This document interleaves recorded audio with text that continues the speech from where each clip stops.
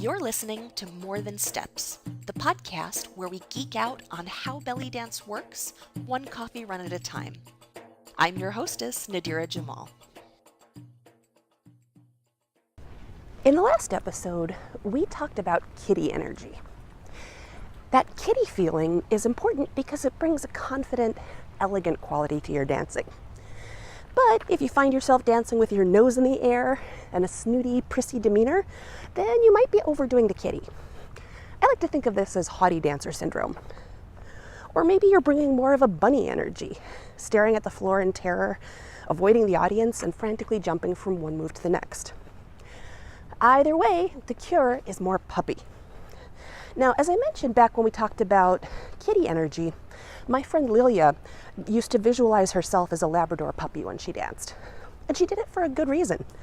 Puppies are friendly, energetic, and appealing, and those are important qualities for an entertainer. So why do dancers need puppy energy?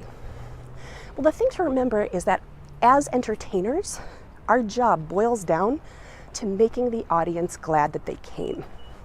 And puppy energy helps you do this job by making your audience feel welcome and setting an upbeat, lighthearted tone for your performance. Now, at party and restaurant gigs, this means getting the audience into the party spirit. At a more formal stage show, it helps break the ice and get the audience involved. Nothing is more frustrating than dancing for an audience that thinks that they should sit quietly and hold their applause until the end. So how do you get puppy energy?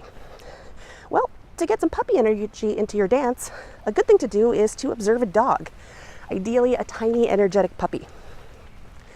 So here's some things that dogs do that you can adapt to the stage. The first is to mark your territory. When a puppy enters a new place, they immediately explore the entire space. They sniff around for signs of other dogs and then mark their territory. We can do the same thing, minus the fire hydrant, by circling the stage once or twice at the beginning of the show. Another technique is to sniff everybody. In a room full of people, a dog will inevitably run around the room and sniff each person in greeting. And you can do the same.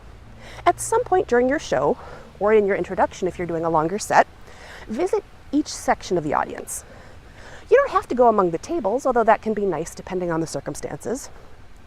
Just make sure that you spend some time with the left side of the stage and focus on that piece of the audience for a while.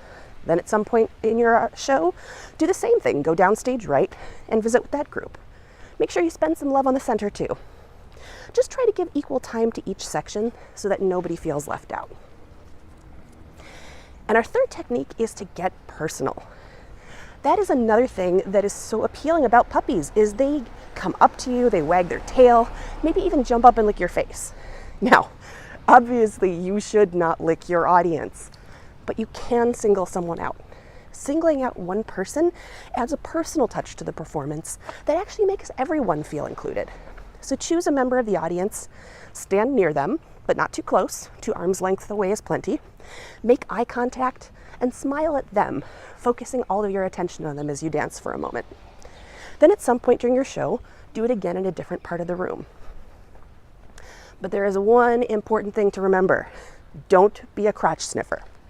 It's good to get personal, but not too personal. A waggling tail is adorable, but when a puppy tries to sniff your crotch, it's embarrassing and intrusive. So don't single out someone who doesn't want to participate. It's safest to choose a target who is obviously receptive. Maybe they're dancing in their seat, clapping along, beaming at you. Or you can pick someone who relaxes and opens up as soon as you smile at them. These are all signs that they're receptive to being singled out, not afraid of it. Now, if you're thinking, but I'm too shy to do the puppy, just remember that the great thing about the puppy energy is that it gives you permission to be friendly and outgoing, even if you're shy. You may not be the kind of person who goes up to a stranger and smiles, but you're not you, you're the puppy. And once you let go and let the puppy take over, you'll tap into a great source of performance energy, because nothing boosts your confidence like making somebody smile.